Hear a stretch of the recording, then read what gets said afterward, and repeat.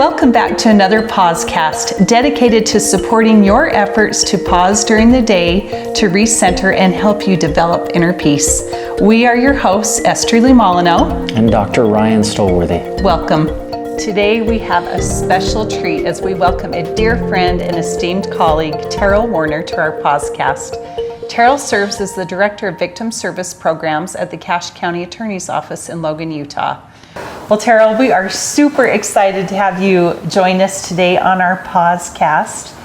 You and I have worked together for 20-something years, but young at heart. Yes. Right, yes. But it's just truly an honor to have you with us because you have this experience and bank of information that is highly refined and unusual, and we know that this is going to help so many people who are listening. So thank you so much for being here. So Terryl, give us a little bit of background about your upbringing, your education, and how you got to Cache Valley. So I saw that question and I'm like, oh no. I grew up in Southeast LA. I am straight out of the ghetto. And I grew up in a home that was extremely dysfunctional. I have a mother that suffered from some mental illness, and I had a stepfather that was extremely violent and an alcoholic and a drug addict, and you name it. Every social ill known to man resided in my home. And I grew up that way, and you know those family secrets that you just don't want anybody to know? That was us. We moved a lot. I moved every couple of years, schools, because, you know, the neighbors may wonder what's going on in our homes, or the school lady may be questioning what's going on and why is your daughter coming to school hungry? And so we would move regularly.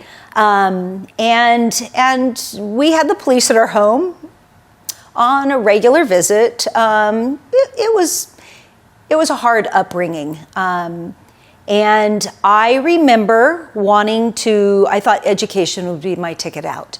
I really didn't know, but I wanted to get out of this environment that I was living in. I knew that it wasn't healthy. I was the one that usually would stand up to my stepfather, which would usually incite more violence. And so when I was in 9th grade, I went to my school counselor and I said, I want to go to college. I don't know anybody that's gone to college, but I want to go to college. And he said, oh, I think you'll make a really good secretary, so we're going to put you in typing. And I said, oh, okay. And I never lost that feeling of wanting to go to college, but I really just didn't know anything about it. So I took no college prep classes, not that my school offered any, and I did take 2 years of typing, so I'm an excellent typist. And so I graduated from high school, and I got a job working at Disneyland, but interestingly, I think it was about January of my senior year of high school that my mother said, I've had enough. I can't live like this anymore. I'm terrified of guns. I won't go into why, but it was such a difficult situation. My mother decided to leave, and man, I was going to make sure she got through that divorce. I went to court with her all the time. We got through that, and then we were, like many families, homeless. So I spent 5 years, the last part of my senior year and all through college, homeless. I had a dorm room, but interestingly, I'll back up and tell you that I got a scholarship to USC, the University of Southern California, this top university. I had good grades, but I was homeless and didn't have a dime. And I ended up getting this wonderful scholarship, and I had a place to live in a dorm. And that was wonderful. I got through USC, and this was your undergrad. This was my undergrad, and I was like, wow, I went to college and I graduated, and I was so excited, and I was going to go to law school. That was my plan. I'm going to go be a prosecutor. I'm going to go stand up for victims. I'm going to go do what I can to help victims, to be the type of person that I didn't have. And so we never talked about domestic violence in our home. We never talked about the abuse, nothing. That was That was the secret that was in the closet that we were never going to tell anybody. And I ended up going on an LDS mission to Costa Rica, decided I would get married eventually, and I did get married. My husband and I moved up here for him to go to USU and study physics. And I didn't even know where USU was. I didn't know anything about it. And we ended up coming here, but before we did, I had started a job at the in Southern California as a victim advocate. It was a brand new profession, and I had a friend that was a prosecutor, and she said, "Until you get to law school, you should come and do this. You speak Spanish." And I said, "Okay." Mind you, my degree was in public relations. I've never had a social work class in my life, undergrad. And I was like, okay, I'm going to come and do this. And so I was assigned to do what's called LEAP, which was the Law Enforcement Assistance Program. And I primarily handled gang-related homicides, death notifications, because I could speak Spanish. I had a 40-hour training. That was it. 40 hours, and all of a sudden I'm into this profession that I really, really liked, much more than prosecution. Why? Because I responded on scene with law enforcement, and I had horrific cases, but I felt for the first time that I was needed, and I was helpful to people, and I was the person that I wanted to have. And 32 years later, I still get up every day, look in the mirror, and say, I'm going to be the type of victim advocate I didn't have. So when my husband and I moved up here, I was really sad. I had this great job, but we moved up here for him to go to school. And I thought, wow, what am I going to do? That was an awesome time. I spent 15 months down there doing this awesome job. And I come up here, and Scott Wyatt had just been elected as the county attorney, and he wanted to start a victim services program. So I literally started as a legal assistant, remember those typing skills, / victim service at Victim Advocate. I worked 15 hours a week. Oh gosh, for the first year or so, I worked 15 hours a week, and then we moved it up. And I think by 1998, I was full-time. And I've been there ever since. I love it. So we actually have a lot of different things that we do, but that's basically how I ended up going to the Cache County Attorney's Office, and I was a product of abuse.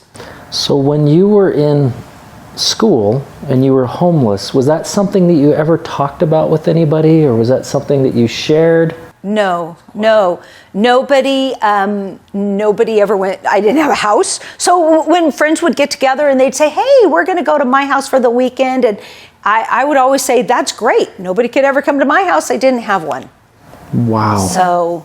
So extra training, did you do extra training after your degree at USC? Or? I did my 40 hours of training as a victim advocate, and since then I've done a ton of training. I'm sure. But I started out with this 40 hours of training, and it was done over a month period.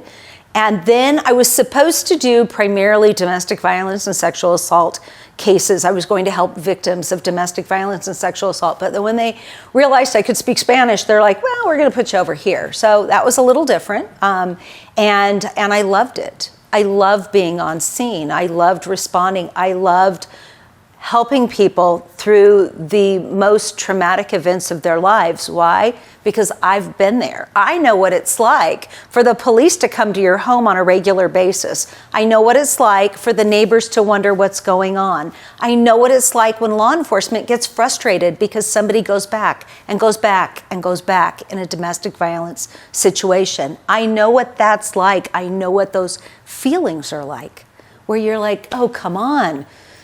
This is awful. You're the neighbor, you're the family in the neighborhood. I think if you read through my journal that I kept in high school, I referred to us as the trash family.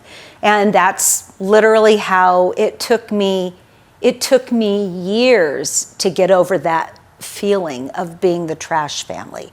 I'm not the trash family anymore. Wow. You know, Terryl, I just admire and respect your vulnerability and sharing these very difficult experiences, because what we can learn is, even though we have suffered and even though we have experienced things that were secretive or unmentionable, like we can become resilient. Yes. And we can have a healthy, productive life and have healthy relationships and Yes. families that are succeeding. Not to say there's not hard. Right. But we have that within us. Right. Well, and then when I was in my profession in California, and then when I came up here, I never told anybody what I had gone through. Nobody knew. Nobody knew that we were homeless. Nobody knew that we lived with tons of abuse in our home. Nobody knew. I didn't tell anybody. Why? Because we don't talk about that.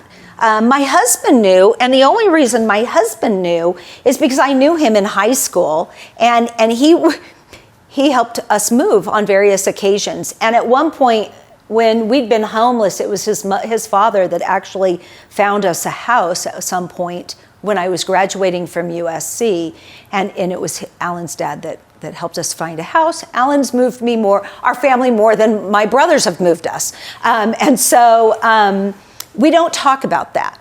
We don't, and I never did. Like, my children didn't know anything.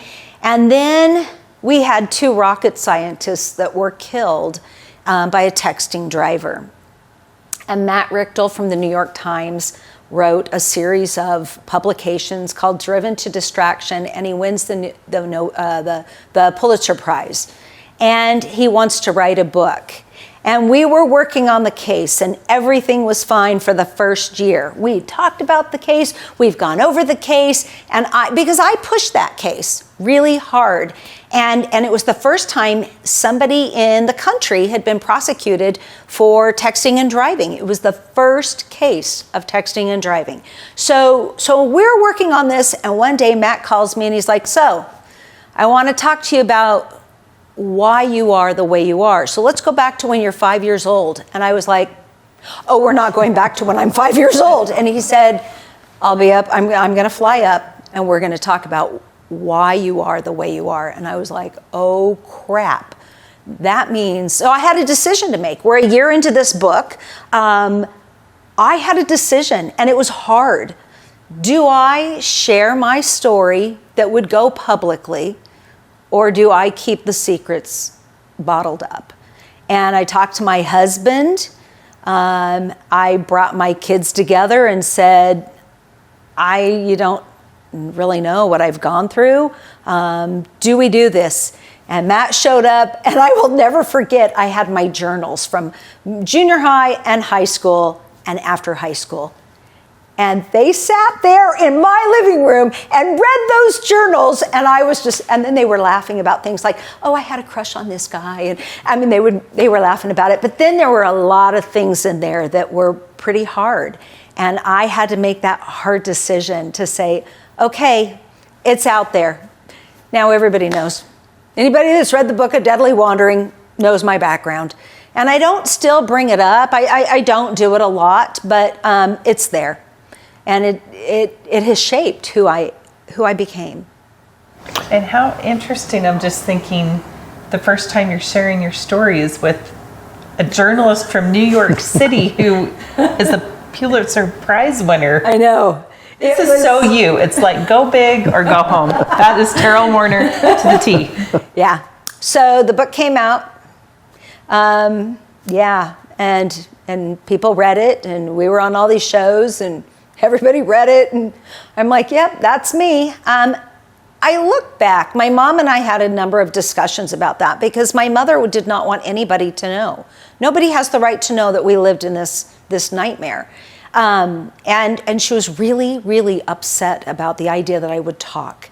And we had a number of discussions, and I finally decided, if this gives a parent the idea and an understanding of what a child goes through, living through abuse and a nightmare on a daily basis, that may help them end that relationship or get out or get some help. I also, though, wanted kids to know, if you live this way and if you live in this type of environment, you can become somebody.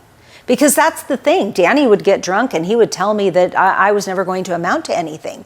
That we referred to ourselves as the trash family. I was trash. I would never be anybody or anything. And if it sends a message to kids that you can live through some pretty bad things and recover from those and be resilient and have a good, great life, it's possible. Awesome. Amazing. Yeah. Tell, just to educate everybody, tell the audience what you do on a daily basis, what you respond to. So my day is different every day. I never know what's going to happen. So we took our little victim services that was up a rickety flight of stairs in a dilapidated building that was in the kitchen. So if Don Linton or Scott Wyatt needed their lunch, we had to move the table. And then we've taken this little program and we've built it into quite an amazing program. So we have 3 victim advocates that are in court all day, every day. And they work with victims through the criminal justice process from the time charges are filed until they're done. I also have a victim advocate in Logan Justice Court and one in juvenile court. But the 3 of us respond on scene to whatever law enforcement needs us to respond to. It could be a house fire. It could be a domestic violence incident.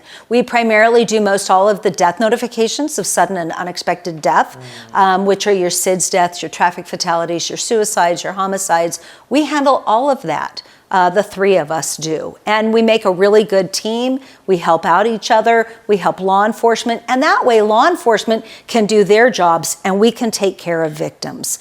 And we can get them the help they need immediately. So, and then we have a first responder mental health program that I'm really passionate about. The average person sees 6, 8, or experiences 6 to 8 traumatic events in his or her lifetime. First responders handle 600 to 800 traumatic events in his or her lifetime. And we know that trauma it's heavy on our hearts, it's heavy on our bodies, it's heavy on our souls. And so we've started a first responder mental health program. We debrief after really bad situations. We make sure that they get counseling and we make sure that their families also get counseling. It's hard to be married to somebody, and I don't think people realize this. It's hard to be married to somebody who has to deal with crises and trauma all the time, who misses holidays. It's hard. If you ask my children, for example, they can't remember the last time we had a Thanksgiving because I've always been on call and I've been called out at Thanksgiving. So I make a Thanksgiving dinner and I wait for the phone to ring and then I go out on scene and my family eats without me. They know what that's like. They know what it's like to miss things. Oh, I've got to go. Oh, I'm in the middle of this. I've got to go. And so we've really worked hard to make sure that the families of our first responders have mental health services as well. Because it can be hard, especially with kids growing up. Why is my mom leaving? Why isn't she coming to this? Why is she missing this? Well, we can walk through that and we can have a therapist work with those kids and with that partner or spouse. So it's different every day. We respond every day to whatever. Hard things. Hard things, yes. I know that when I am dealing with, for example, a death, a sudden or unexpected death, that I am going to be the bearer of the worst news that this family has ever received. And I'm about to destroy their life as they know it. But I'm going to be there to try to help them pick up the pieces and get through this horrific event. And it's the same thing with domestic violence or sexual assault or child sex abuse. Whatever it is, we're going to try to help them through this terrible thing that they're going through that will forever alter their lives. Terryl, describe to us what it's like to be on scene. Okay, on scene is pretty chaotic.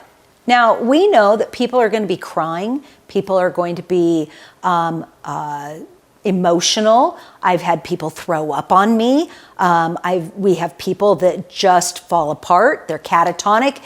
But on scene can be really chaotic. We never know how somebody's going to react to terrible news, or we don't know how they're going to react when there's a traumatic event, like a domestic violence event, and you've got kids there, and kids are crying, and then pretty soon you got the neighbors coming out once law enforcement shows up. So I'm going to stop and make a plug right now.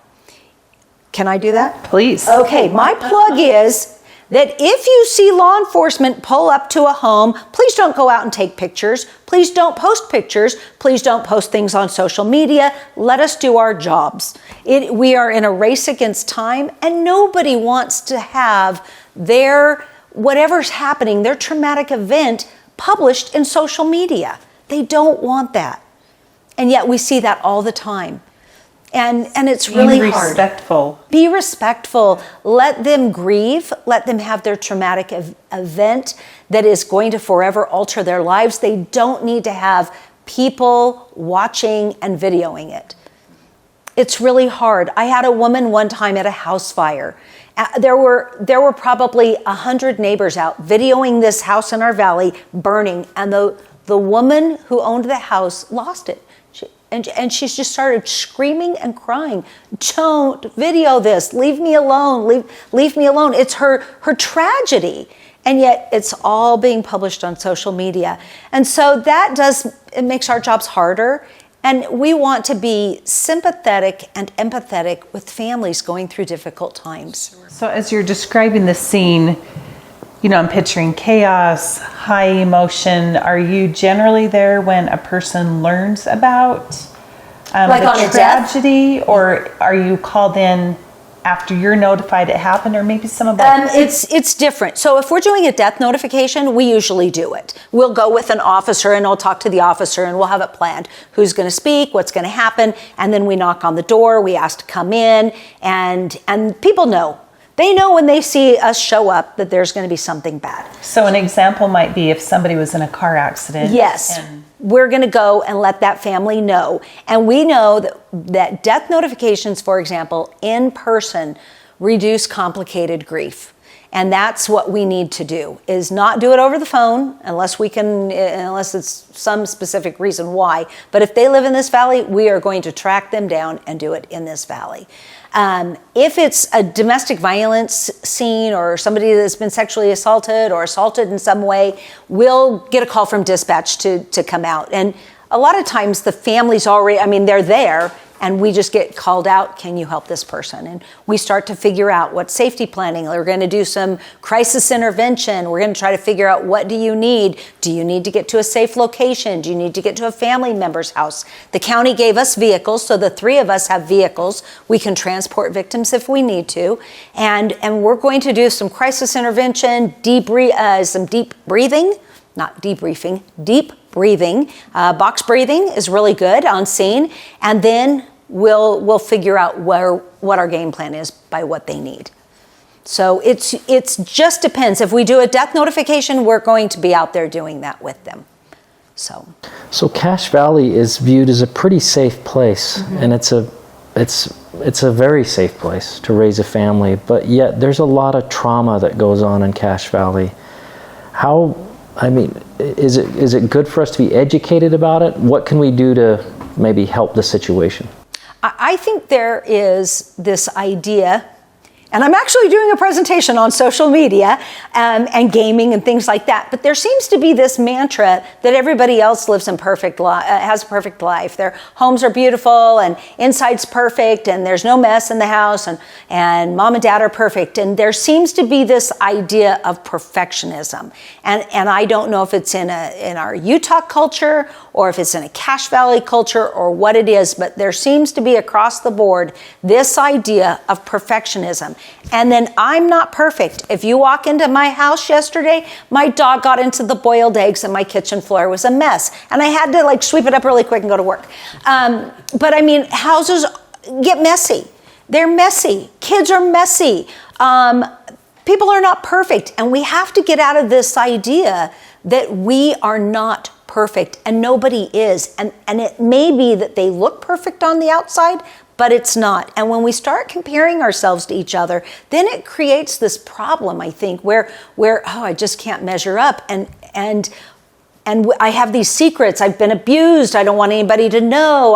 I know what homelessness is like. I don't want anybody to know. I've got a family that is extremely dysfunctional, extended family. I don't want anybody to know. And we have these secrets. And then on top of it, we have to be perfect. And it just creates this emotional nightmare in our lives. And I think that people need to realize that we are not perfect, that everybody has trauma. Nobody has a perfect life. And when we start to realize that, it may help us. I personally believe, and I've seen this over the last decade, fewer and fewer people get together.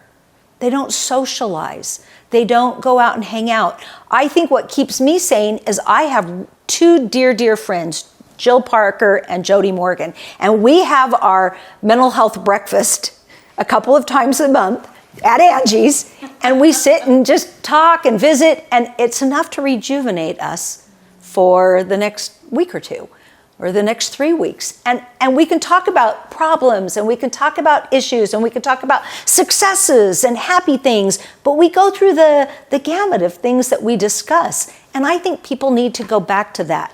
People need to share. I wish, looking back, that I would have said to coworkers, for example, gosh, I know what a domestic violence victim is like.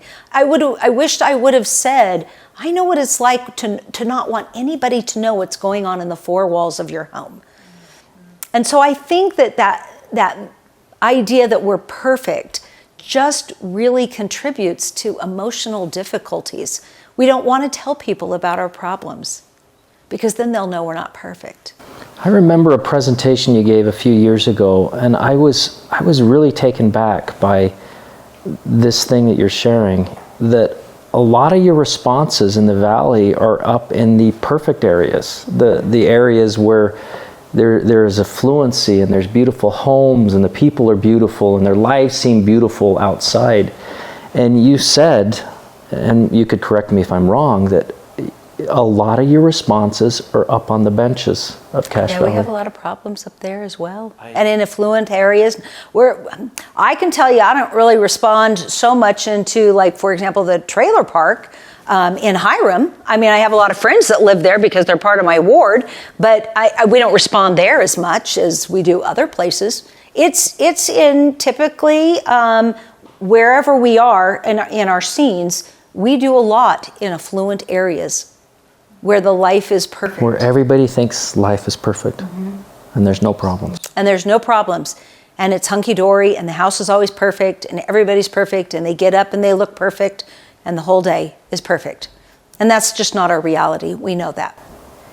So I just imagine, Terryl, the different cases that you work on, when we're trying to live up to this perfectionism, we start to get stressed. Yes. And we can't maintain the image. And then, you know, there might be some type of triggering event that would result in a reason for you to be called. Talk to us a little bit about when you go on scene. You know, I've heard you mention that oftentimes people request to have their ecclesiastical leader contacted if they're part of an organized religion or not. Talk to us a little bit about that. So especially with like our suicides or our sudden deaths, a lot of times we'll have right away, they want an ecclesiastical leader there. And so we will call, we've got different churches and their leaders in our phones. We can contact them, for example, Pastor Woody or an LDS bishop, or we've got some connections with the Catholic Church. We've called them, and there's a couple of different people that will respond there. But we know that in a time of a crisis, people will want an ecclesiastical leader there.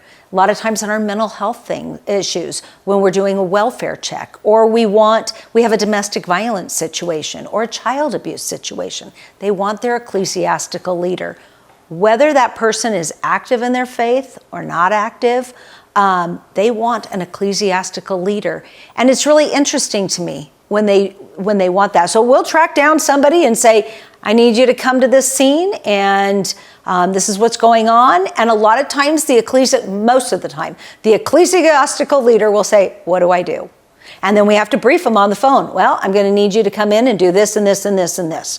We need you to come in and offer their support, get their contact information if you don't have it, establish some sort of relationship if you don't have it, offer to give them some ecclesiastical advice, and offer to assist them in whatever way they need.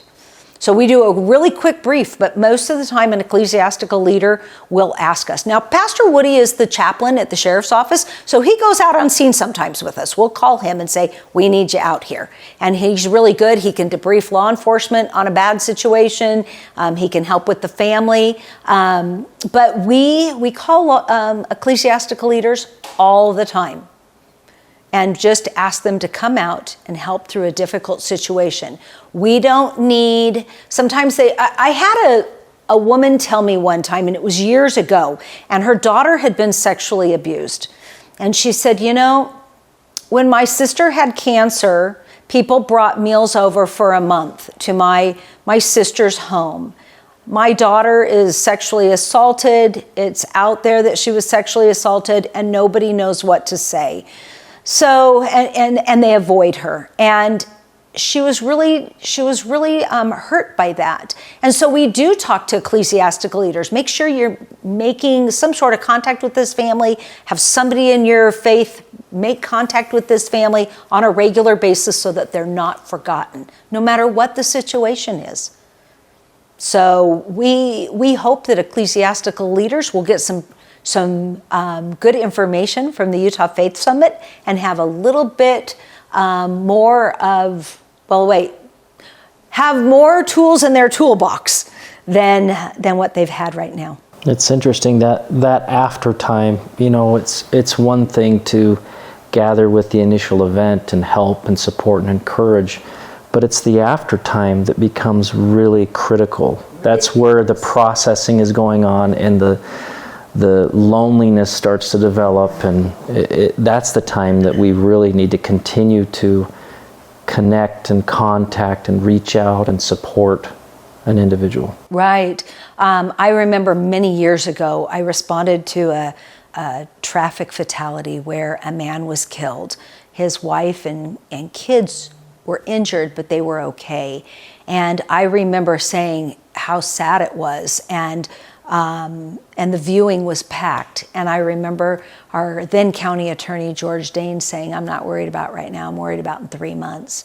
And so we were able to contact that ecclesiastical leader to say, please make sure that in 3 to 6 months you still have somebody going over there regularly, because this woman just became a single mom with a couple of kids, and the primary breadwinner, her partner, her life partner, their father has been killed. And we don't want to forget that family, because a lot of times that's what happens. And that, I think, is hard because, one, you're dealing with a difficult situation. So, for example, if we talk about a suicide, there's a stigma associated with it. And then if people don't know what to say and they don't really come around, and then pretty soon those lonely feelings come in, and then there's some emotional baggage that develops. And then pretty soon you're like, wow, that stigma is true because nobody's really knowing what to say to me, so they're not talking to me. And so we as a community need to make sure that we're reaching out to people that are hurting. And we may be hurting, and we need to let people know that as well. But yeah, we need to make sure if you've got a neighbor or a family that has suffered a loss or a traumatic event, make sure that they're on your radar, not just for the first few weeks, but for months and months and years after that. Those people are going to need support to get through the rest of their lives. So, you know, I'm just thinking about, at least in my experience, most faith leaders are volunteers. You know, there's no compensation. And I recall a recent experience with a youth leader who had some pretty big challenges with some teenagers in their area. And she said, I don't want to do this anymore because I feel ill-equipped and unprepared, and I don't know what to say or do. And I would imagine a lot of these people that you're calling in, they have not had experience with this yet either. So when you're asking them to give advice or ecclesiastical guidance, what is helpful for people to hear, and what are things that they should avoid saying even if their intentions are good? So I think great things to say are, I'm so sorry about this. I'm sorry this happened to you. My heart is with you. Things like that. basic things like that. What we don't want to say is, well, there's a reason for this, or God needed that person more, or you need to probably fast and pray or read your scriptures more, and that will bring you comfort. That's not what to say on scene. And we do tell people to not say cliche things like, oh, you know, this happen. Everything happens for a purpose. Oh, if I could tell you how many times victims have just come unglued with that. No. I mean, that may be in the grand scheme of things. That's not what we should be saying on scene. I'm sorry. My heart's with you. I'm going to help you work through this, are things to say. Like, I'm here. I'm here for you. I'm not going to leave. I'm going to be through this, or I'm going to get through this with you. And as long as it takes, I'm going to be here for you. And then I'm also wondering, like, coupled with that question is, I'm sure these faith leaders then have feelings of overwhelm and inadequacy and, you know, I never signed up for this. And so, you know, you've talked about first responders and their families. Like, how do we support faith leaders who are hearing and seeing these just horrific things at times when they're trying to be a support when... It can be really hard. I know that I have 2 LDS bishops in this valley that my heart goes with them because they've had to deal with some pretty traumatic things. One in Hyrum, one in Logan. And I know that every ecclesiastical leader does. But in these 2 instances, these people stepped up to the plate within months of time between events. And it can be really hard. I watch ecclesiastical leaders when they show up. It's very obvious they are ill-prepared. They're uncomfortable. Nobody knows what to do when there's somebody that's sobbing and crying and maybe is catatonic and not responding. But a lot of times what I also see is once they're in, they embrace that person and they love that person. And it seems like even though they may not be trained in trauma or they may not be trained in complicated grief or anything like that, when they walk in, when I watch an ecclesiastical leader walk in who's had a relationship, no matter what that relationship's like, but knows that person, they usually embrace and there's some tears shed. And they usually are really good about, I'm so sorry, because we've already gone through those things of what to say, and they will stay for as long as they need. And I've not ever had somebody say, I got to go home. So when they get into that moment, they do awesome. They do a really good job and step up to the plate of what they need to do. So they may walk in feeling ill-prepared and not knowing what to do, but they usually, it's usually always the right thing and what that family needs. Terryl, a lot of our efforts at Paz Wellness are going to be upstream, trying to prevent things in the future. Obviously, your situations that you walk in, there are a lot of downstream effects. There are people that have had addiction problems or other issues where they've done something very impulsive or hurt somebody, or they've been a victim of somebody that's been doing something like that. I'm sure through this process you've formulated maybe a lot of things ideas that we could do to try to prevent a lot of trauma for people in the future. What are your ideas? Can you share them with us? What are my ideas? Yeah. About that? Yeah. Well, first, I think people need to realize that substance abuse is a real issue, especially alcohol. I happened to be on my drive over here talking to somebody that, and I was talking about this conference, and he's a single man, and he said, when I got divorced, it was really, really hard.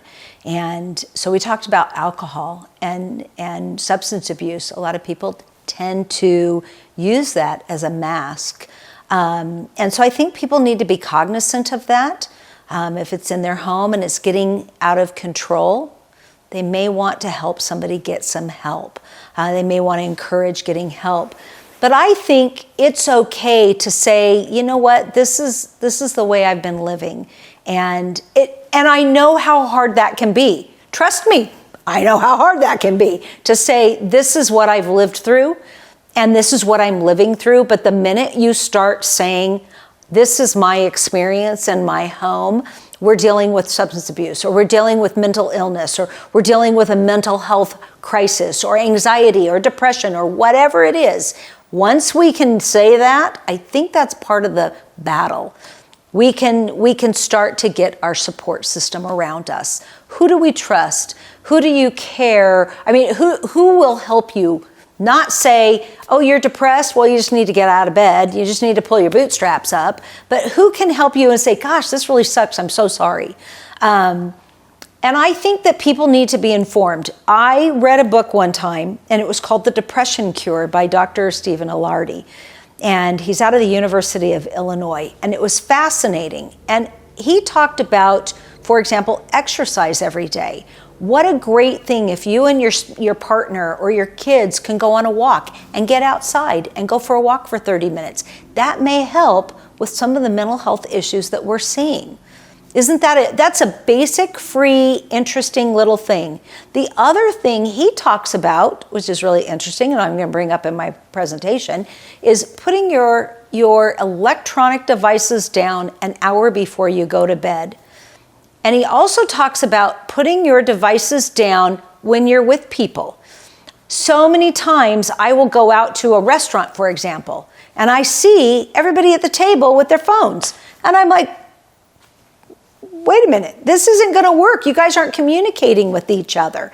And so I think that if people would put their electronic devices down and talk, like, hey, how was your day? Not, oh, fine. But to really say, how was your day? What did you do today? My kids will tell you that I interrogate them, and I'm great at interrogating.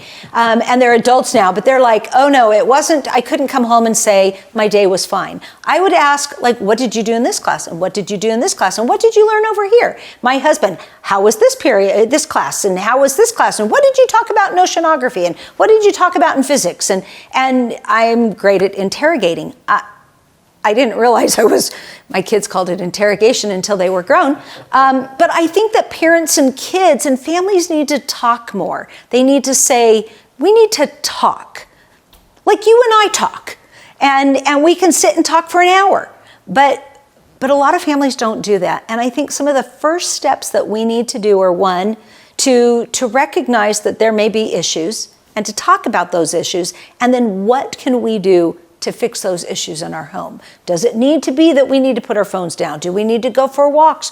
Do we need to get 8 hours of sleep at night? That is the biggest thing right now, is that we are sleep deprived. And when you look at these basic things, it may help some families. It may not help others, but it may help some families if they're getting proper sleep. I know that when I stay out all night, it's so hard. If I'm out all night on a call, I can't get up the next day and go to work. I cannot function. And I know that when people the research is out there, you know this. The research is out. If you get less than 6 hours of sleep, you're not going to function the next day. And your body doesn't get the chance to rejuvenate. So those are some things. The other thing is, see a doctor, see a therapist. It's okay to say, I'm going to go and see a therapist.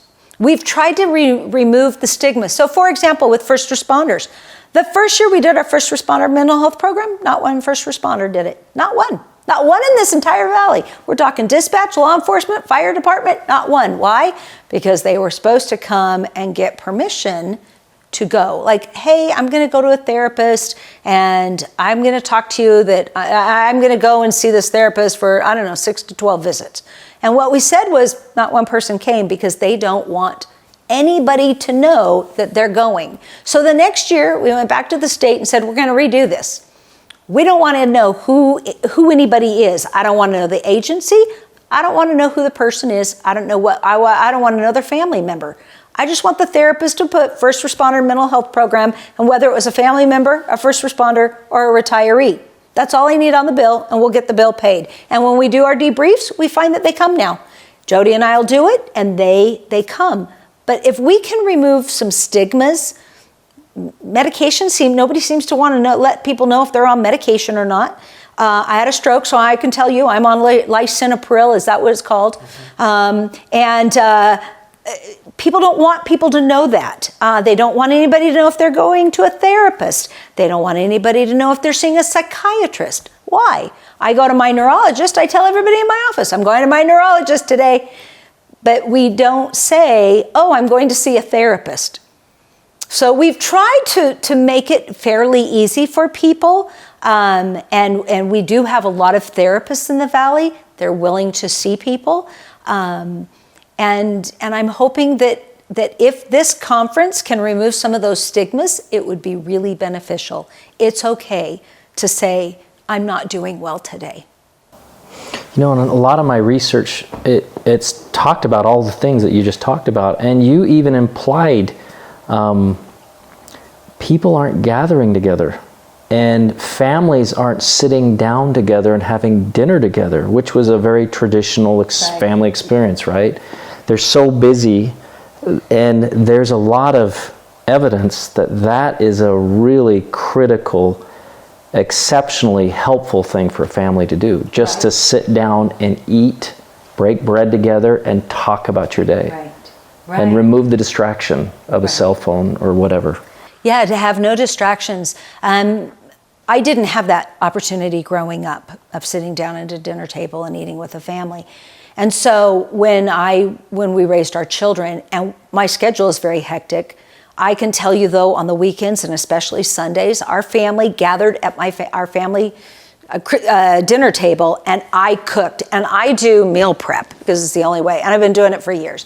And so I would meal prep, and my kids and husband would sit there, and we will sit there for hours because it takes me hours to get everybody's meal prep done.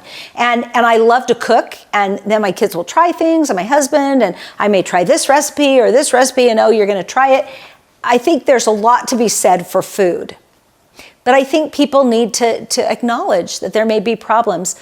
When I think I was doing pretty well. I've done really well through my profession and I don't know why, other than I get up every day and I look in the mirror and I say, I'm going to be the victim advocate I didn't have. But with Lizzie Shelley, that changed my life. I remember being called out. Now, mind you, this was the third abducted, murdered child case I had handled. I handled in Benjamin Brenneman in California. I'd handled Trisha Autry in Hyrum, and this one. And I had worked after Trisha. Joanne came to me and her mom, and we had talked a number of times, and we created CART. Lieutenant Derek Dickey and I sat down, he's with Logan City PD, and we said, what's going to happen if a child goes missing? So we created CART, the Child Abduction Response Team. And we're going to get training, and we're going to do all this. And we had been doing this. We'd had some mock abductions. We had a really good CART team.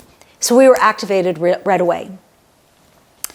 And I don't remember sleeping for those days. And then when she was found, I was the liaison with the family. So I was with the family every day, all day.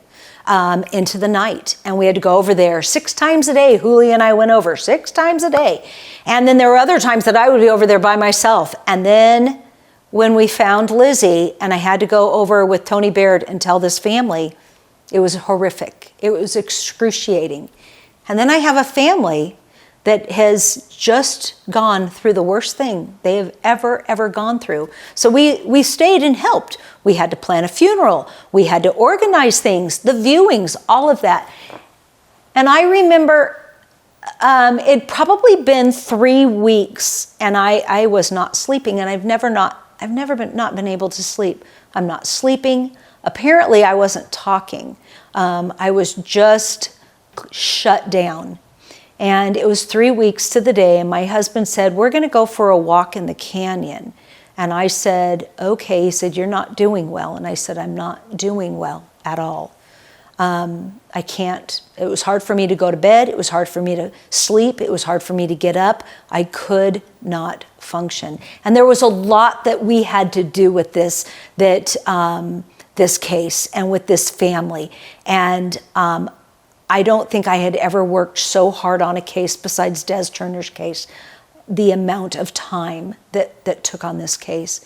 But my husband took me into the canyon, to Blacksmith Fork Canyon, and we walked for 2 hours, and I didn't say a word. And my husband didn't say a word. And when I got back to the car, I said, okay, I feel better. I'm going to come tomorrow. And he said, okay. And I said, you don't have to come, but I'm going to come. And the next day I went out and I did the same trail. Took me a couple hours. And I came back and I'm like, okay. And I think for me, you'll find me in the canyon running most every day, spring, fall, summer and fall. And that's my outlet. That is how I rejuvenate. That is what I found worked for me. I don't know if I'll ever recover from Lizzie Shelley's case, ever. I don't know any of us will ever be the same after that. I don't think I ever recovered from Trisha Autry or Benjamin Brenneman. But at least for me, that's how I began to heal. And I have 2 very, very, very naughty doggies that are my pride and joy. And we play ball every day. And I wear them out, and they snuggle bug with me in the mornings and at night. And I love these dogs. I do believe that pets give you a comfort that you may not be able to find anywhere else. And at least for me, running in the canyon and my dogs. And in the winter, ask me, what do I do in the winter? I walk around my backyard and the dogs follow me, and we do a couple of miles in the backyard. And we have this trail in the snow all around our backyard. And the dogs and I walk every morning, and it rejuvenates me, and I can get up and face another day. But I think overall, people, if they could just say, yeah, sometimes life sucks, or this experience sucked, or this experience was really bad. I think that if we could start talking about those things, it opens our hearts, and we're more empathetic to each other. Putting our phones down and talking to each other is critical. So Terryl, I'm just reflecting on so many of these important points that you brought up. I feel like you've put together a puzzle, almost a roadmap of what we can all follow. I'm beginning with like your own experience and being vulnerable about that, because then it allows others to connect on a deeper, more personal level. Mm-hmm. I look at how you're talking about these wonderful ecclesiastical leaders that sometimes they feel ill-prepared and don't have the tools, but when they show up and are there, that is what people need. Right. I've heard you talk about connection, going out with your dear friends and the importance of that for you, like on a mental, emotional, physical basis. And I hear a lot of encouragement from you for us all to be connected, to have conversations, to put down our phones. You've talked about exercising and spending time outside in nature and getting enough sleep. So again, this roadmap that you've put together that we all would have the opportunity to follow to support our own mental wellness. So we're very grateful for that and for you sharing those experiences. Thank you. Yeah. Terryl, what would be your final words, looking at all of your years of experience, working with people who are just in the depths of hell, quite frankly? What would be your imparting wisdom to ecclesiastical leaders or community members, friends, neighbors, family? How do we best love and support each other as we're navigating this journey of life? I think we need to be accepting of each other, that we're not perfect, that we all have faults, and understanding and empathetic toward each other. And that probably will go a long way. If we can have empathy toward each other and just understand, why did this person make this choice, or why is this happening, and why is this person? I've reflected back on forgiveness and having to forgive a stepfather. And for many years, and even after my mother left him, we were stalked horribly. I mean, he'd be sitting out in front of the car with a gun and rolling the revolver. And I had, and it went on for 14 more years. We were stalked. And I look back and I had to go through a forgiveness process. And I've come to and I had to learn to forgive my mother. And that process of being empathetic toward them and what their experiences probably were, because back then there were a lot of family secrets, and I'm sure I will never know the family secrets, but I had to learn to say, you know what, maybe they had a really tough situation, and maybe this was really, really hard. And I ended up becoming empathetic. That allowed me to forgive and heal, so that I don't have this anger against either of them. And because I know that they must have gone through some pretty crappy things to make them the way they were. So I think when we're empathetic to each other, it helps us understand each other and be kinder. Excellent. Compassion. Compassion, yeah.